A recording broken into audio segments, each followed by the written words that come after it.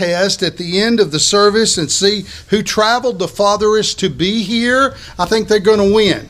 Okay? They have traveled all the way from the country of Tanzania, Arusha, and I think Justin drove the car, I think, all the way from Africa, but we're so proud to have Justin and Anna with us.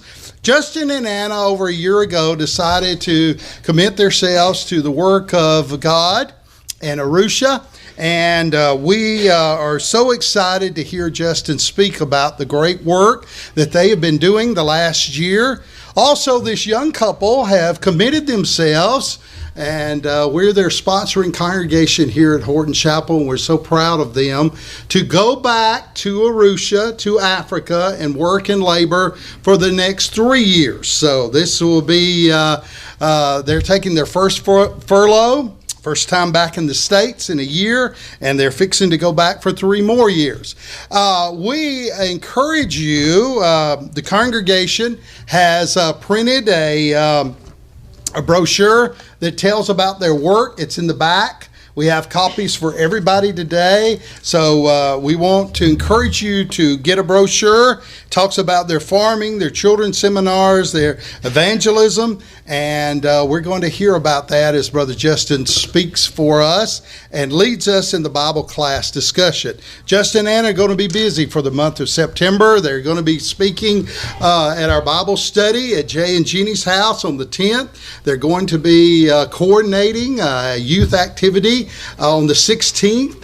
And they're also going to be speaking at other churches in the area. So they're going to be very busy while they're here. But we're just so glad that they begin their work at home in the United States here at Horton Chapel this morning. So I'm going to turn the rest of the time over to Brother Justin Manard, and let's listen to his presentation. All right? Just click and you will see yourself on the slide there. Awesome. Okay. Good morning. I really appreciate the opportunity to be here and speak. It's a little awkward for me. My first sermon I ever preached was in Tanzania, so I've never spoke without someone standing here beside me and translating. I had asked Gary to come up here and just, after I say, repeat it back in English, so I wouldn't be so nervous and I felt more comfortable, but he said that he didn't think that would go over well. But we're thankful to be here.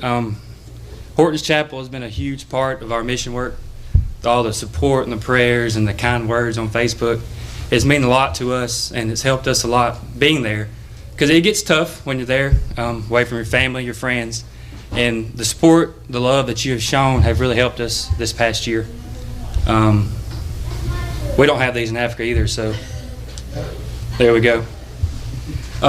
This is where we are. The big one on the right in my screen, Africa. The red is Tanzania. We're in East Africa.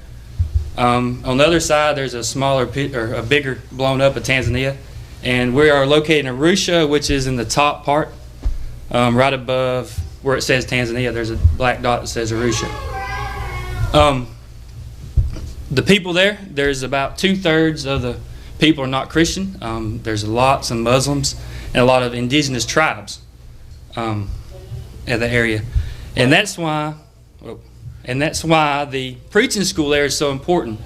To fight against the radical Islam that is moving into this area, we have to train these people to be educated in the Bible and to know how to stand up against these false teachers as they move closer and closer to our area. We'll keep going. So these are some pictures of the preachers. There's some of the graduation, and then there's another picture of us. Every year we go out in the villages and visit these guys in their homes to encourage them and invite new people as they come to the school. Since this began in 2001, they partnered up with Bear Valley in Colorado, and they offer both English and Swahili and master's and bachelor's degrees to these people. Since the beginning of school, over 164 preachers have been trained, and through this, more than 400 congregations have been established all over East Africa. That's Tanzania, Kenya, Uganda, all because of this school that was started in 2001. Let me go next. When the mission here was a vision from Andrew Conley, and he passed this on to a man named Cy Stafford. Andrew Conley died before he was able to move to Arusha and start this, but his Cy, who was mentored by Andrew Conley, decided to move to Arusha in 1998 and start this mission. The idea was to start in a city and then move out to the surrounding areas as the city grows. This is a picture of the Arusha Church, which was the first church that was there when Cy got there. The church was a small church, had about 15 members, and that was the only church in the area, was this one church. This is a nicer, bigger building than what they had when they first got there. But through the preacher training school, through all the missionaries being there and educating, this church now has over 100 members that attend regularly. And the reason why there's only 100, because many of the leaders from this church have moved out and started other churches, are now the preachers in the surrounding areas. And there's now over 40 churches just in the city of Arusha and right around an hour outside the city. So the gospel in Africa is really growing thanks to the education that these people are getting. And a lot of time, money, and prayer and effort has gone in to this part of Africa. There's been missionaries there since 1998, and the whole time their goal was to train these men and women to be self-propagating, to do this on their own.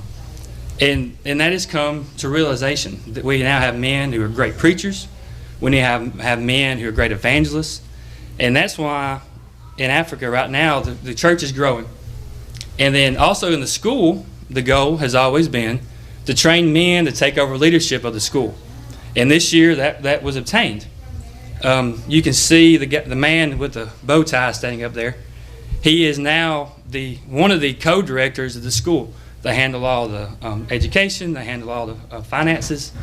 And any one of you that know anything, if you know anything about missions, this is a huge step in the right direction. There's not many missions all over the world where the Americans have stepped aside and have allowed the locals to take over full control.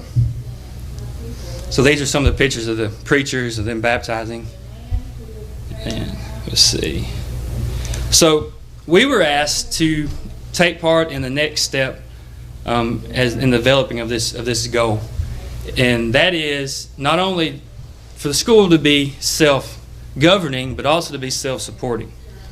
So we were approached and asked if we would come and start a farming project to help supplement food for the school, and then eventually teach to where the school can be off a lot of the American support in case something was to happen. And this came, to a big head this year. As many of you know, have prayed and fasted for the man who started this mission, Brother Cy Stafford. Was at Chamala, or was at Arusha, I'm sorry. And then all of a sudden he got sick and had to go home. He got back to the States and he was diagnosed with leukemia. He was battling leukemia, and even came to the point where they took him off life support and told the family that he had an hour to live. They were calling, and it was a bad time for the mission, for the family, for all the brothers and sisters associated with this. But I truly believe through prayer and fasting and the power of God, he slowly got better. After they took everything away, he slowly started to heal, and he's now is improving, and is in UAB now, going through trial drugs, and hopefully we'll do the bone marrow transfer here in the next few weeks. So it's looking up.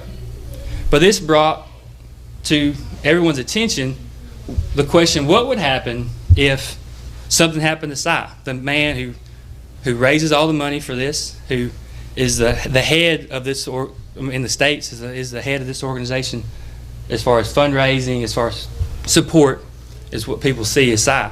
What would happen if he dies? What would happen to the work that so many people have spent so much money and so much time invested here in East Africa? Well, they asked us to come, and we've started a farming project. Now, I know most of you are thinking, why do these people need your help farming? They've lived there their whole lives. They know what they're doing. There's the Maasai. They raise cattle. These people are very smart. They are loving people who are very, very hardworking. But the education system over there is lacking a lot. They don't have the opportunity to know the things that we have. I mean, just basic stuff that we take for granted every day. They don't know. They've never been given that information. They've been given the opportunity to see because of their knowledge. So we have agreed to come on and help just with simple things and teaching. And we've done this through several projects. Now, we've started out real small, just to try these things out, and for teaching purposes. We wanted to ensure that we wouldn't jump in head first in any of these projects and fail miserably and waste a lot of money. So we started out on a small scale, and we use that to teach and train. There's one guy over each part of our work we've been doing. So there's one guy that's over the chickens, and there's one guy that's over the cows, and we work with that guy individually, teaching him and training him so that then he can go on and teach others as we get bigger and bigger. So this is our chicken house. We do 2 different chickens. We do boilers and egg layers. This is the small red one was what was there when we first got there. They had 100 chickens. They had just started laying that month that we got there. They just starting. And to tell you some of the things that we've done are not huge, mind-blowing things. They're just very simple things that we take for granted. When we got there with their 100 chickens, they had these 4 little boxes laying on the ground, and in the 100 were in this little bitty room. They were getting like 20 eggs a day because they had no boxes, they had no roost. So we took them to town, bought some plywood, and they helped with hand saws. We were cutting plywood, ripping plywood with hand saws. Everything over there is a lot of fun because everything's 240, so power tools don't work over there real well. They blow up when you plug them into the outlet. So and we found that out the hard way. So we built these laying boxes, which took 2 or 3 days, which would normally take a day, and we put them in there. And then we noticed that they were not starting to lay. So then we drove into town and bought some golf balls. And when we came back with golf balls, they really thought we were crazy. And we put them in. And then the chickens, within 2 weeks, we were getting 90 to 100 eggs a day just because we added boxes. This isn't some major discovery. All of you here could have done that yourselves.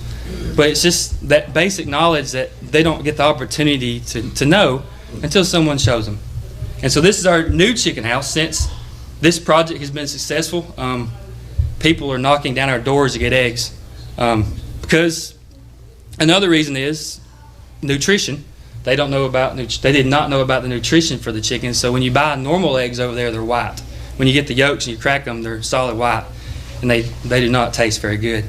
I even had this is a crazy story. I had a vet come up to me one day after visiting our compound, and she asked me. She said, "Could you tell me how y'all have yellow eggs?"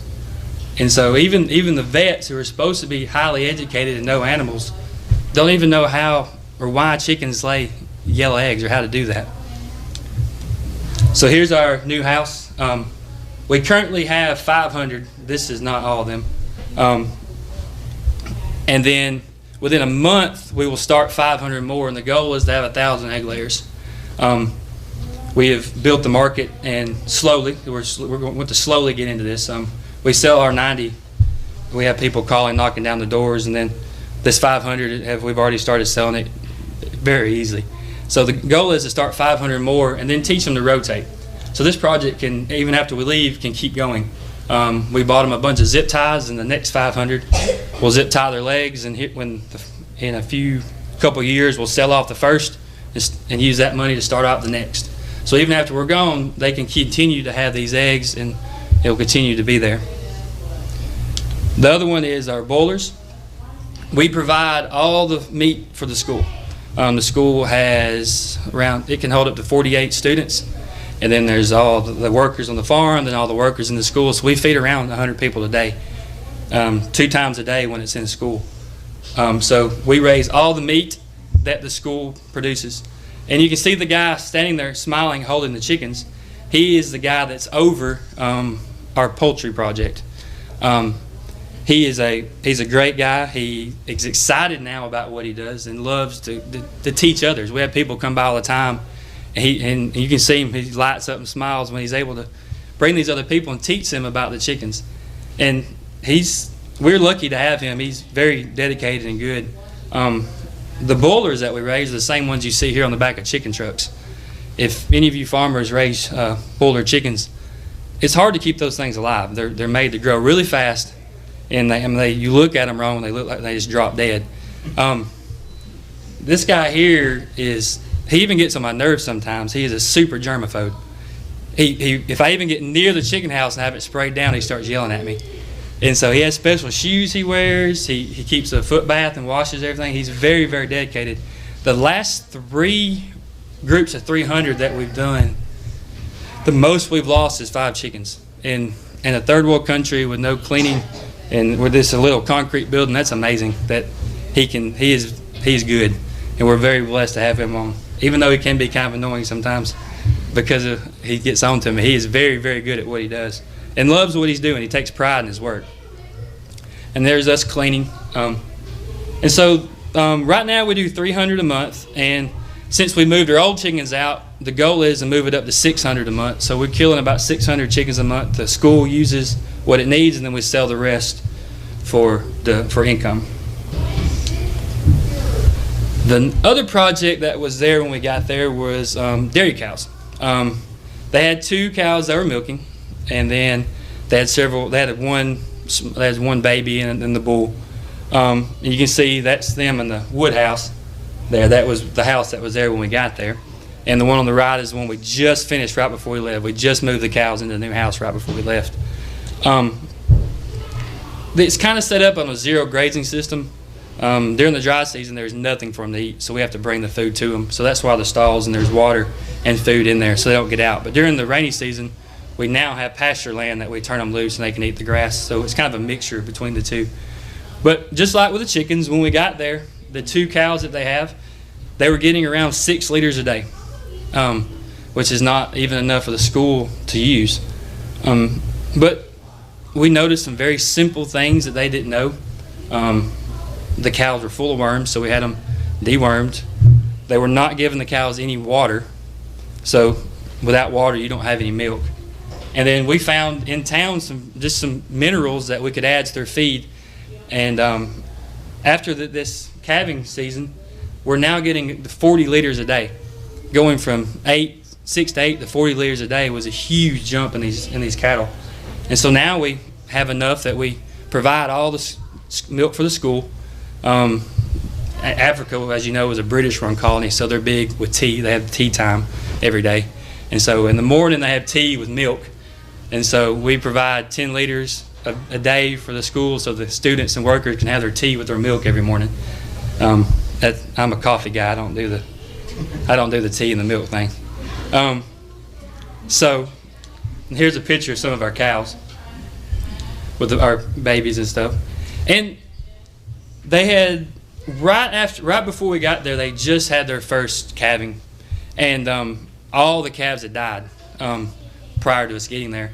And you see me, and there's a picture of me in the bottom, and I'm bucket feeding one of the calves. The way they learn to do this, they take their cattle out in the morning and they walk them out to the fields. They hit them with sticks and beat them and walk them 2 or 3 miles a day, and then they walk them all the way back.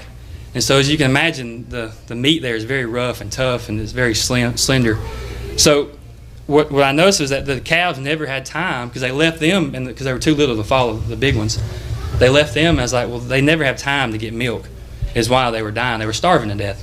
So we started bucket feeding, and that was another one of those things. They thought we were crazy. But now the guy that runs the cows, he loves it, because they're like dogs, and they run up and they rub their heads on him. So he gets so excited when he goes out there now, and the cows run up to him. He can pet them and play with them. And the ones they had like the year before, you walk out there, they take off running. You can't even catch them. So just simple things that we take for granted, and the knowledge that we take for granted, that now that they have, they're able to produce more for the money that they're spending. Let's go.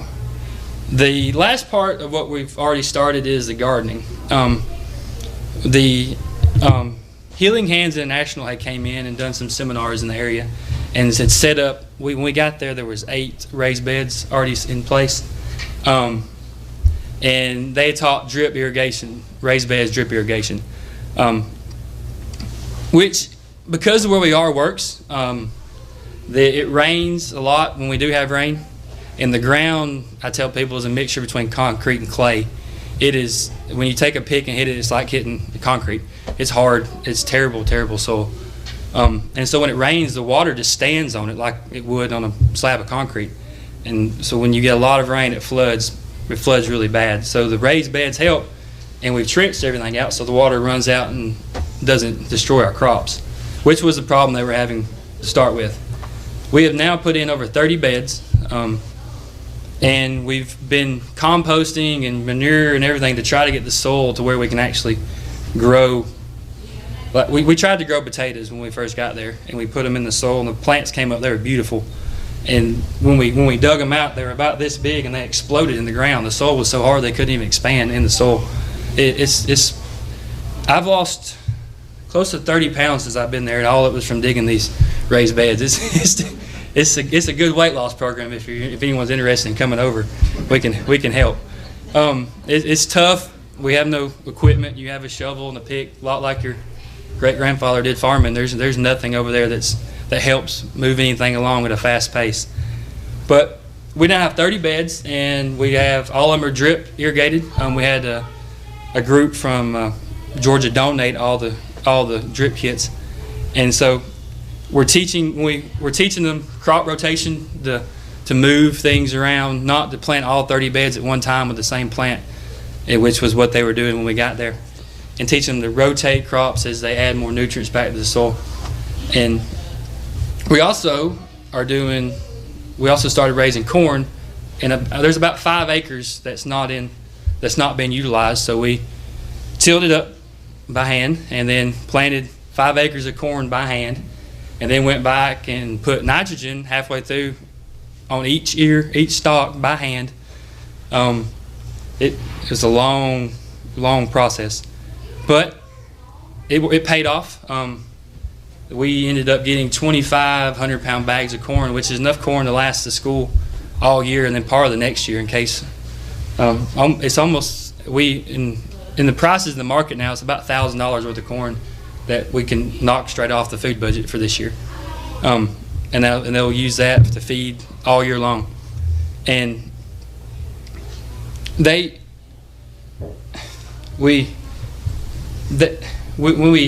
not many people in our area got corn this year, because they're set in their ways, a lot like we were a long time ago when we had these wives' tails and stuff and they still believe these things.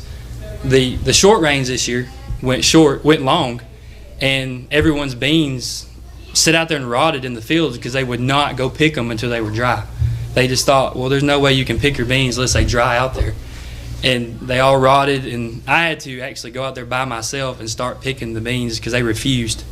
And when they saw that I was not going to give up, they came and helped me. And so we got our beans in while it was raining and then dried them out. And no one else would do that, though. So their beans sat out there and rotted, and they wasted a lot of money and time and got nothing in return. And because of that, there was only about 2 weeks in between the short rains and the long rains. Everyone else still had beans in their field. And so we were the only ones that didn't, so we hurried and planted our corn. And then the long rains went short, and most people's corn didn't make because they didn't get it in the ground soon enough. It's just, they've never had the opportunity to know these things, and they believe what they've always believed their whole lives. And now that they see these things working and they're learning, it's going a lot better. And you can see here, this is us planting and putting in the beds. The man swinging the pick there, his name is Augustine.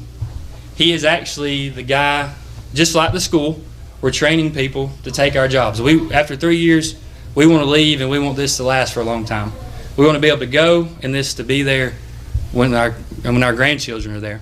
So this man here is the future of the farming project. We're training him to run all the aspects.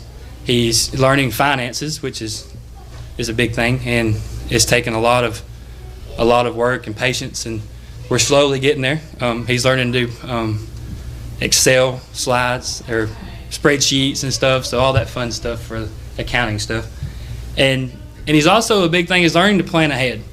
A lot of times when I first got there, we would run out of food on a Friday in the evening, and the guy would come and say, "Oh, we have no more food." Anyone that knows about going to town, that's a 2 or 3 hour adventure, and you're taking your life in your own hands. Driving over there is very, very dangerous. There are no rules. Everyone's flying on the roads. There's people walking out in front of you, motorcycles. It's not the most enjoyable time when you're over there is driving. So the first time, this is mean, I guess, I gave him the money and said, "Here, I need you to ride on the dollar, which is a bus, and they crowd into." I said, "You go get it, bring it back yourself." So a 100-pound bag of feed he had to carry in his lap on a bus. So now when he runs out of food, he says, "Hey, we're going to run out of food in 2 or 3 days." Because he knows that I'll go get it if I tell him ahead of time. And just stuff like this that they never really done, that they're learning and they're getting really good. And so far the farm is run without any major hiccups, and they're learning, and it's going well. So let's see here. And not only are we working with the school to try to, in Africa there is no time limit, so I was checking to make sure. Not only are we working with the school, we're also taking this out into the communities and into the preaching students. Here's a picture of all the students this year. We were teaching them about the raised beds and about doing compost. A lot of the preachers that leave, they go out and they get jobs. They never start preaching because they have to be out making money to support their families, and that's not because they're not good people, but it's just life. We have to have money to survive. So we come up with the idea to start training these guys, giving them the extra knowledge in either of the projects that they're interested in. They can come out and work with our guys, and they would show them and to help them start up some farming project, whether it be chickens or the garden, and they've really enjoyed it. And a lot of them have told me when they leave they're going to go start chickens or go raise dairy cows or do these things that they've really found that they like. And this gives them time with farming. There's times you're really busy, and there's times that you have off that you can go and evangelize and do the preaching that you need to do. But we don't want these guys to come out and expect to get money from the state so they can go out and preach. Most of the congregations that they're at are not going to have enough financially to support them. It's just the truth, and there's nothing that is going to happen until the economy over there gets better. It's just something that's not going to be like here. We have the benefit of having enough money we can pay a preacher. They can't do that. These people have to have jobs and stuff on their own. And so we're trying to give these guys the opportunity to learn some of these things and take them back to their own villages and stuff and do. Also, when we got there, one of the problems that the directors mentioned that they had was some of the guys, just like some of our guys in the States, when they get out of preacher school, they're very arrogant. They like, "I have an education, I'm better than you, I know more things." So once a week they come out to the farm, they work hard. We don't play around out there. It's rough work. And to learn humility, they're not too good to work with their hands and to get out there and work for their food. And I hope that through this that we can see a difference in their attitudes when they get out and go out and serve the community. And like I said, not only are we doing it in the school and with the preachers, we've been asked to come out to several local churches. This is an example. We go out and teach. We had a seminar one day where we show in the church and all the members the raised bed drip irrigations. They asked us to come out and show them. And so we purchased the kits for them and went out and set up, I think at this place we set up 5 beds for them there at the church building, and just taught them what we do and showed them just how to build them and the things and the benefits of having these raised beds.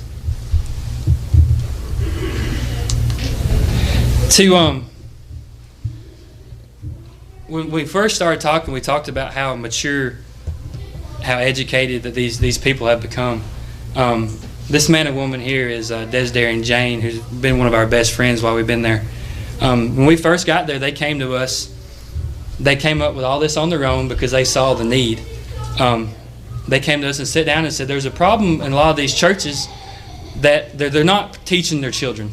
The children are coming, there's no classes. And if there is a class, the teacher sits down and reads the book of Job to them in a entire sitting, just word for word from the New King James Version. And that's their class.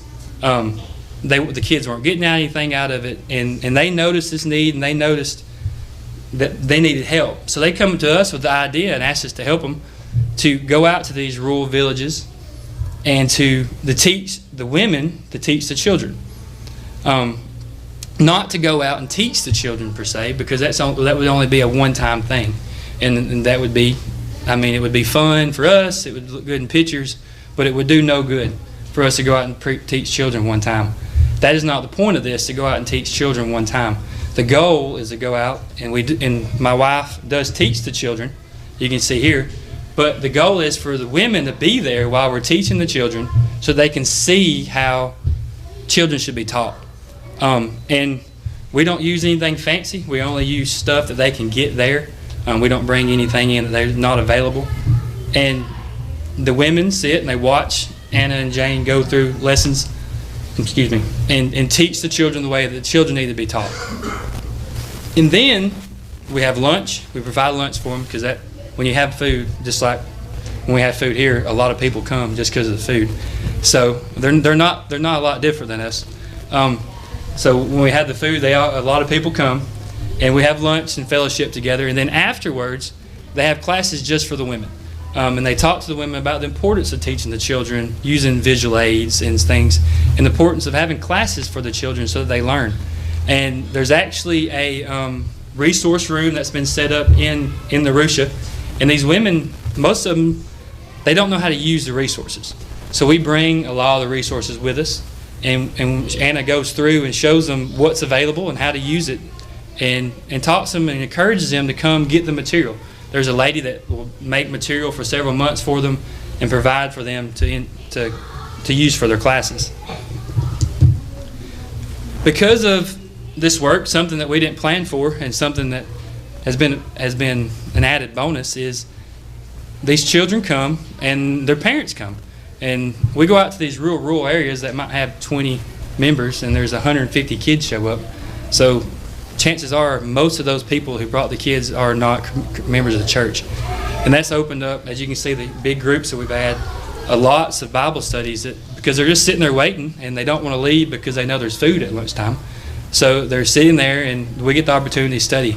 And it's been a bonus, and it's been a blessing, but through that we've had several baptisms out in these rural areas to help strengthen a lot of these rural churches that are very small and need help.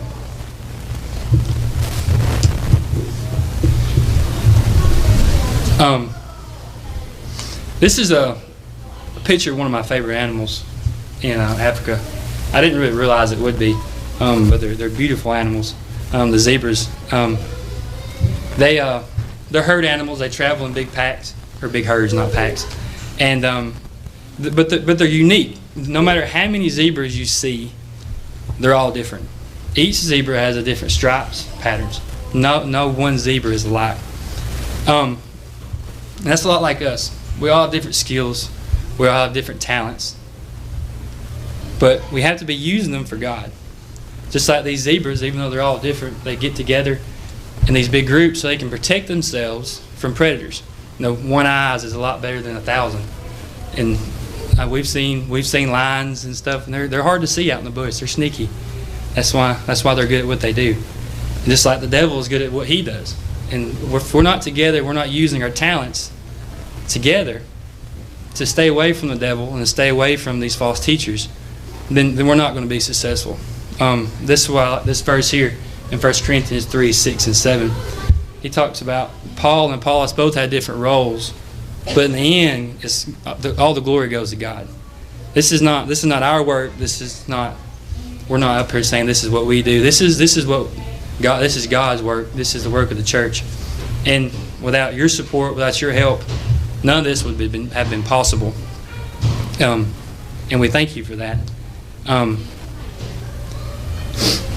In Africa, after a class, we usually have.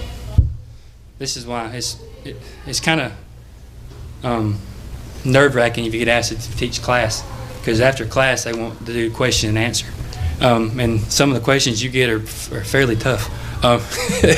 They don't play around when they ask questions. So Gary said it would be okay if at the end, if anyone had any questions or things they would like to ask, we could spend. Do we have a few minutes? Yeah, we do. You all ask him. If you have anything that you would like to ask or know more about, since it's a class setting, we have the opportunity now, if anyone would. Not everyone at once. I don't have a question. I would like to say that I've seen a lot of mission reports, and you've just done a beautiful job telling us about this phase of the work, and to remind us that there's more in mission work than just preaching. You have to teach and lead and show the people a better way of life, and you're doing a good job of that. Well, thank you. Oh, I like that. I'm sorry, this is the. I was a little nervous, so I might have went a little fast, and this is the. Well, when I talk about the zebras, we all have different talents. Mine is not word manipulation. Mine is. That's okay. We didn't notice that. I'm just a country boy from Alabama. Any questions from anyone? Do you feel that it's progressing as fast or faster than you thought it would?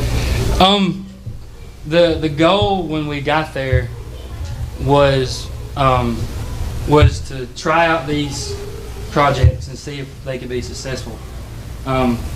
We had already maxed out the projects and had them running wide open within the first 6 months, and that's why you see the bigger chicken houses, the bigger cow houses. It's been flying. That it's going really good. The guys we have to work with are very smart and very, very hard working, and without them it would not be possible. And they bought in to the system, and they're working hard, and they believe in what they're doing, and it shows. So we think within the 3 years then we're